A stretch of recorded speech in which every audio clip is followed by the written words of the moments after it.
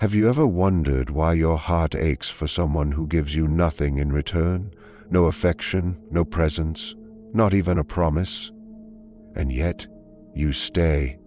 You love harder, you give more, not because they've shown you they deserve it, but because something inside you whispers that if you love them enough, maybe, just maybe, you'll finally be enough too. This isn't love. This is a wound calling out for resolution. The earliest experiences of love we encounter are not chosen. They are inherited, absorbed, and etched into us before we can speak their names. In childhood, we do not evaluate love. We survive it. We internalize patterns not because they are healthy, but because they are consistent. If love came with distance, we learn to chase. If love came with unpredictability, we learn to fear stability. And if love came with absence, we begin to mistake silence for affection. This is how the original wound is formed, not by the absence of love alone, but by the confusion of what love is supposed to feel like. What should have been nurturing becomes complex. What should have been unconditional becomes transactional. And the psyche, in its attempt to make sense of the chaos, creates a blueprint, a map of love that is carved not from what we needed, but from what we endured. This blueprint is not conscious. It lives deep in the unconscious, guiding our choices while we believe we are choosing freely. We are drawn to people who mirror our wounds, not because they can heal them, but because they feel familiar. That familiarity is intoxicating. It gives the illusion of safety, of belonging, of coming home. But it is a home with no warmth, no door that truly opens, and no nourishment for the soul. We love those who cannot give, not because we want nothing, but because somewhere deep within we believe that receiving love is not something we are allowed to ask for. The wound whispers, "You don't deserve more than this." And so we settle for crumbs, calling them a feast. The child within us is still trying to fix the original story. It wants to rewrite the ending. It believes that if we can get someone emotionally unavailable to love us, we can finally prove that we were always worthy. This is not love. It is reenactment, a restaging of the same drama with different actors in the unconscious hope that this time it will end differently. But it rarely does, because the pattern is not healed by repetition. It is only healed by recognition. Until we turn inward and face that original imprint, we will continue to love from the wound, not from the soul. We do not fall for people who give us nothing by accident. They represent the unfinished business of the psyche. They are symbols of the unresolved, living, breathing manifestations of what we did not receive. The tragedy is not that they cannot love us. The tragedy is that we continue trying to earn love in places that demand our silence, our sacrifice, and our self-abandonment. We wear our wounds like compasses, guiding us toward the same kind of pain disguised as passion. And until we understand the language of our inner child, we will keep calling these patterns destiny, not dysfunction. The wound that teaches us to love those who give us nothing is the same wound that fears being truly seen. It is more comfortable to love someone at a distance than to risk being known by someone present. Because to be known, truly, deeply, is to risk the possibility that we are not enough. And so we cling to those who never show up because their absence protects us from the terror of being fully visible. In this way, the childhood imprint continues to rule our adult hearts, and the illusion of love remains safer than the truth of it. There is a silent and deeply embedded desire within the human psyche to resolve what was once broken by recreating the scene of the wound and hoping for a different outcome. This is not done with awareness, but rather from a place so hidden that even those closest to us cannot detect its presence. When a child experiences neglect, abandonment, or a lack of unconditional acceptance, they do not stop loving the caregiver, they stop loving themselves. The child believes the problem must be within them because the need for love from the caregiver is essential to survival.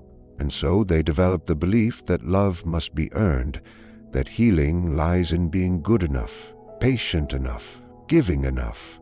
This belief does not dissolve with age. It matures into the illusion that love can be redemptive, not in the healthy sense of growing together, but in the pathological sense of fixing what was broken by offering more of oneself than is ever required. When we fall in love with someone who cannot return our love, we often do not see them clearly. Instead, we see a version of them that could one day transform, a version that with our love might open up, soften, awaken. This projection is not truly about the other person. It is about the unmet need from the past. The emotional unavailability of the present partner mirrors the inaccessibility of the early caregiver, and we unconsciously hope that if we can succeed in making them love us, it will erase the original pain. We are not in love with the person in front of us as they are. We are in love with the fantasy of who they could become, because that fantasy holds the promise of personal salvation. This kind of love is deeply intoxicating. It is filled with dramatic highs and lows, moments of false hope, and cycles of emotional investment that yield no real return. But the pain is familiar. The hunger for closeness followed by the ache of rejection mimics a pattern we have known for most of our lives. And in a strange way, it makes us feel alive. Because our nervous system has been trained to associate love with uncertainty, with striving, with proving our worth. The deeper truth is that we are not trying to love someone else. We are trying to prove to the past that we were always lovable. We are trying to redeem ourselves in the eyes of those who once failed us. The tragedy of this dynamic is that it creates a loop. No matter how much we give, the other person remains emotionally distant, and yet we double down.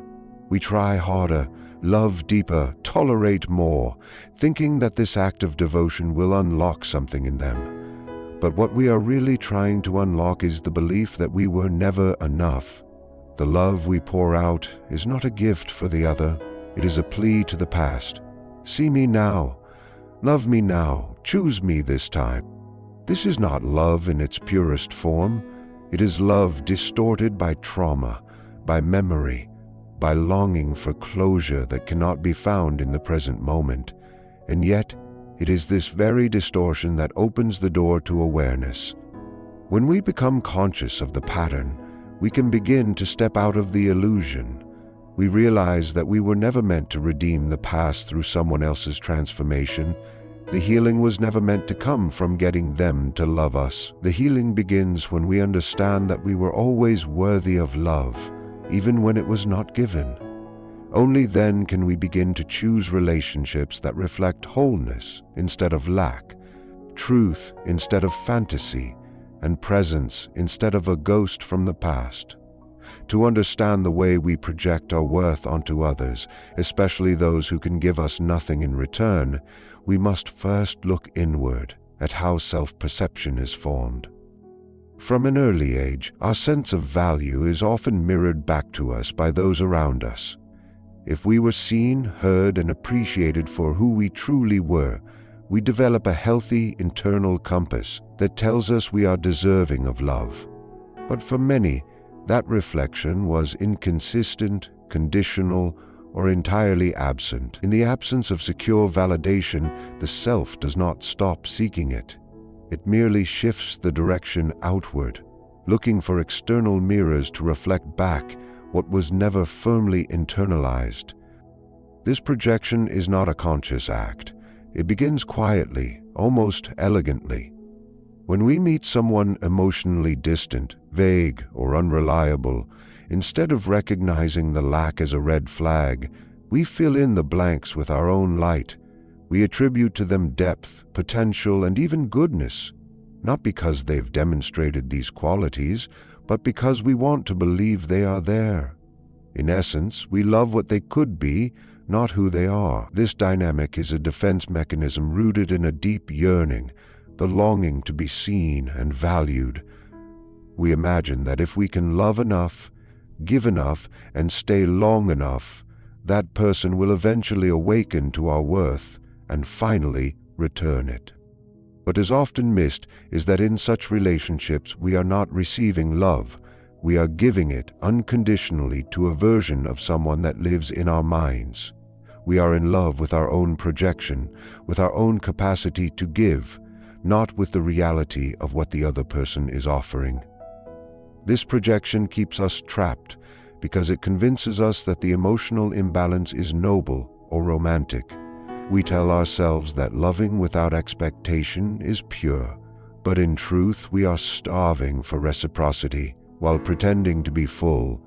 We assign value to the relationship not because it nourishes us, but because it allows us to feel valuable for how much we can endure and how much we can give.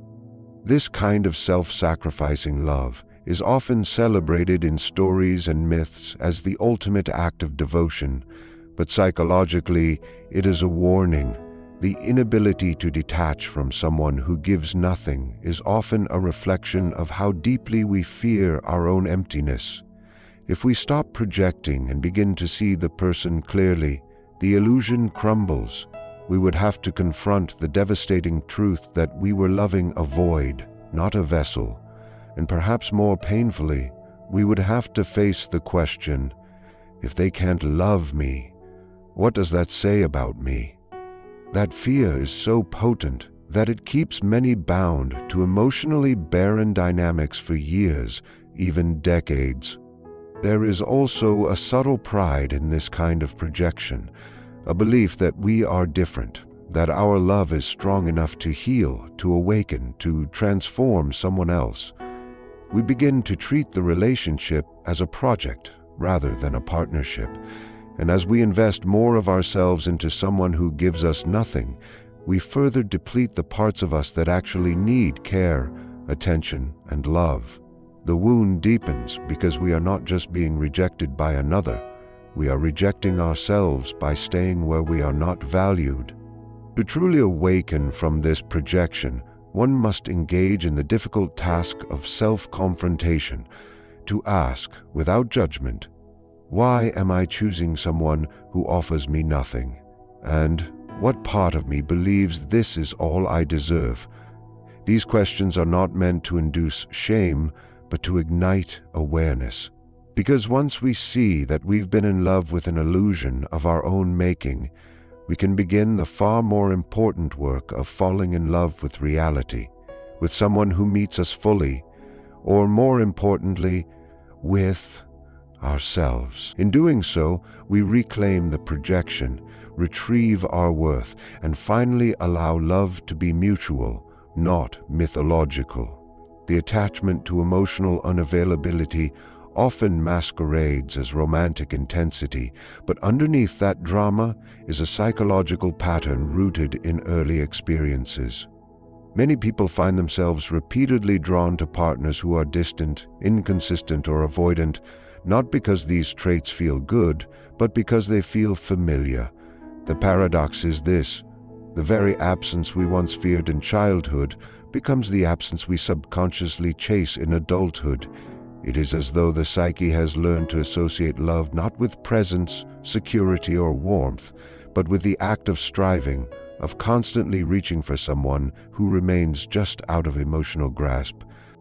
This behavior is not about the person being pursued, it is about the internal dynamic being relived. If, as a child, love was conditional, offered only when certain behaviors were performed or withheld entirely due to a caregiver's emotional limitations, then love begins to take on a shape that is painful but known. In these conditions, the child learns that love must be earned, and that waiting, hoping, or working harder will eventually bring it forth. That original template becomes internalized, and as adults, we unknowingly replicate this dynamic by becoming attached to people who trigger the same pattern of emotional scarcity. We wait for them to open up. We hold on to potential. We mistake the occasional crumb of affection for a sign of deeper feeling, and when that affection is withdrawn again, we dive deeper, convinced that if we can just figure out the right words, the right actions, we'll finally receive the love we long for. There is a subtle yet addictive quality to this cycle. It becomes a chase, and the chase becomes its own form of validation.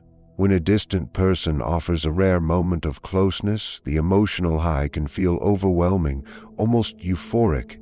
But this high is not sustainable, and it is not rooted in mutual connection.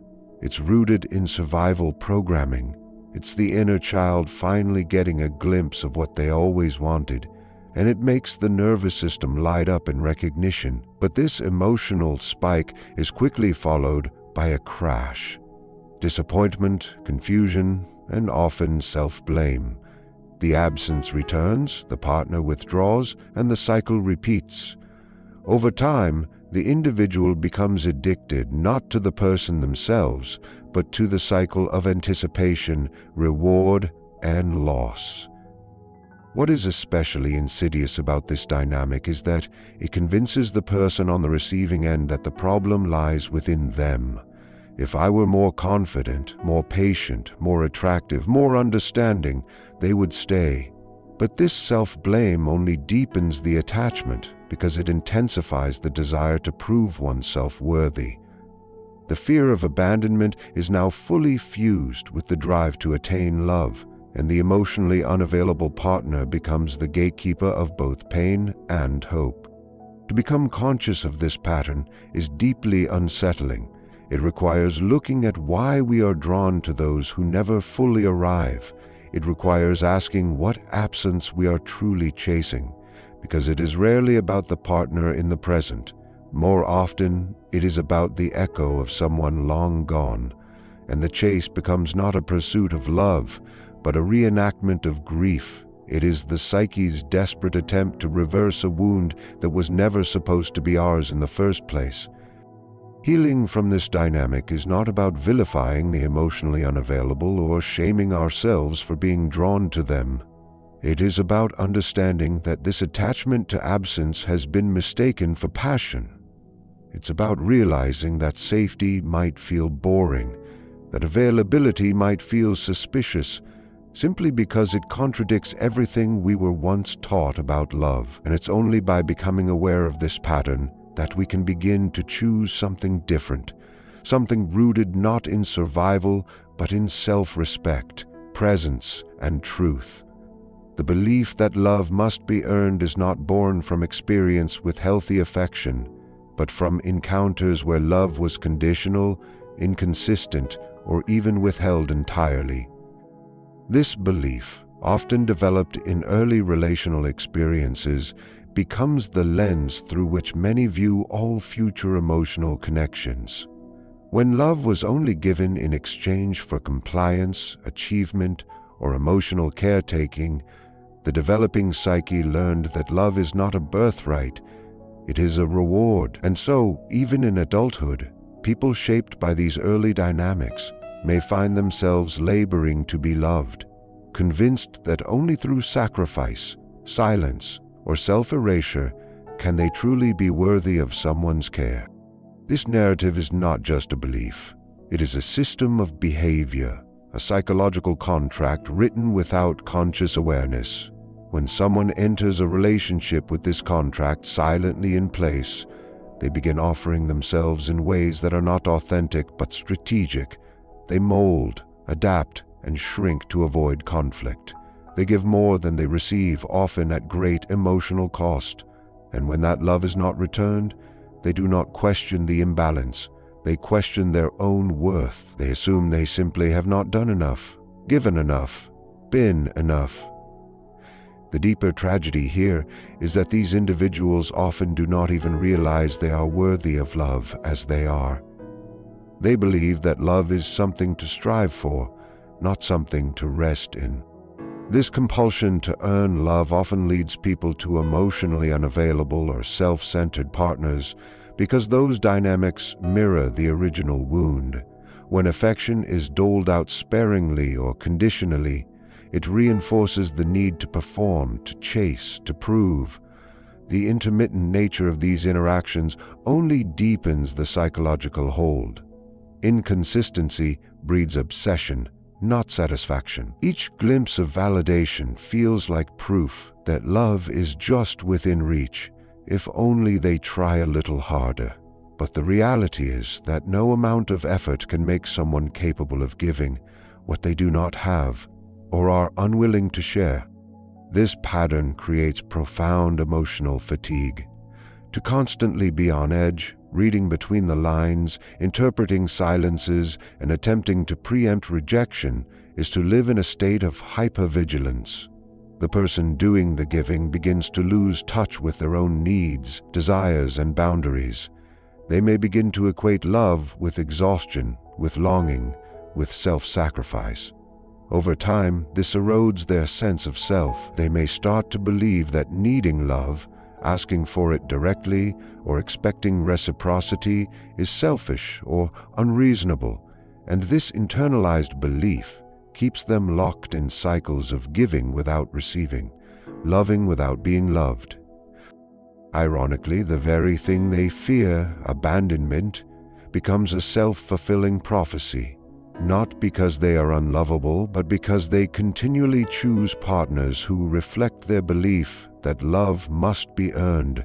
They bypass those who offer steadiness, kindness, and mutuality, often because those experiences feel foreign, even uncomfortable.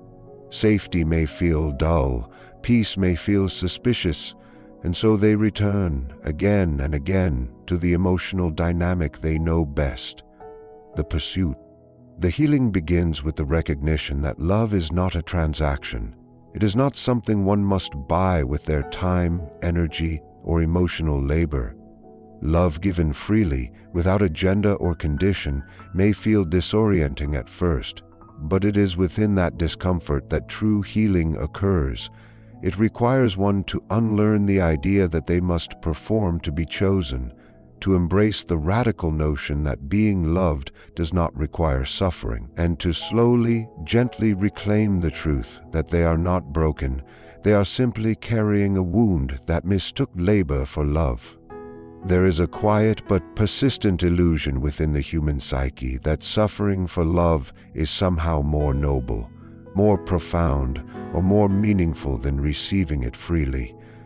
This idea becomes especially seductive to those who have internalized the belief that their worth is proven through sacrifice. When someone loves another who gives them nothing in return, no attention, no emotional presence, no commitment, they may feel an even deeper pull toward that person, as though the lack itself makes the connection more spiritually significant. They may tell themselves that what they feel is not ordinary affection, but something transcendent, something destined. Yet beneath this illusion lies a psychological wound, one that interprets absence and neglect as evidence of emotional depth and equates longing with love. This illusion is powerful because it romanticizes the imbalance. The one who waits begins to find meaning in their waiting. They turn their pain into proof of loyalty. They see their suffering as a sign of the strength of their devotion and often believe that their endurance will eventually be rewarded. But the truth is that this belief is not romantic. It is a coping mechanism. It shields the person from the unbearable truth that they are in love alone, and it prevents them from seeing that the object of their affection is not offering love, but simply occupying space in their imagination. This person becomes a vessel for projection, a screen onto which hopes, dreams, and unmet emotional needs are cast. The illusion is sustained by the hope that the emotionally absent partner will eventually awaken, recognize the love they've been offered, and return it in full. But this awakening rarely comes, and if it does, it is often fleeting or conditional. Still, the one who waits continues to give, continues to believe, because the alternative, to accept the truth of emotional vacancy, feels like collapse. It means confronting the fear that they are unworthy of being loved in the way they need. And so the illusion is maintained, not because it brings happiness, but because it protects against despair. This dynamic is not about weakness or foolishness. It is about unresolved grief. The grief of not having been loved fully when it mattered most. And so the psyche constructs a narrative. If I can love this person who gives me nothing, and if they eventually love me back, then maybe I was never unworthy. Maybe I was just waiting for the right person to reflect back what I always hoped was true about myself. In this sense, the illusion is a form of time travel. It attempts to rewrite the emotional past through the emotional present. But the truth is, the past cannot be rewritten in this way.